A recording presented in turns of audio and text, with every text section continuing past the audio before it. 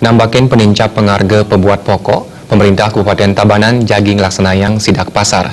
Pemkab Tabanan jagi ngicen pemidana majang spekulan pemekas penimbun sembako. Nyangre rainan makudang-kudang pebuat pokok dan pecara penghargaipun kejantanan nincap.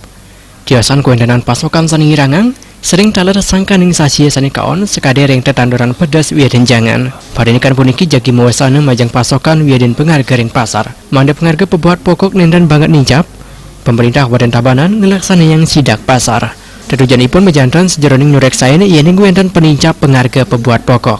Wakil Bupati Tabanan Komang Gede Sanjaya Mesemaya, pemerintah jagi semekan ngicen pamidanda yening manggian spekulan pemekas penimbun sembako.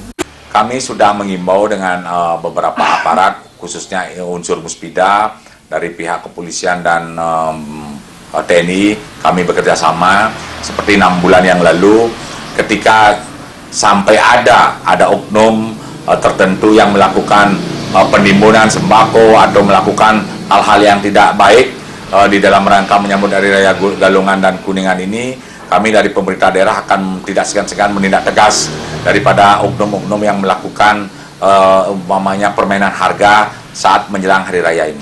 Ciasan yang sidak pasar, pemerintah talejagi nureksain kuendanan saha pengharga bawi, sani sering memalang rikalaning nyangre rerainan.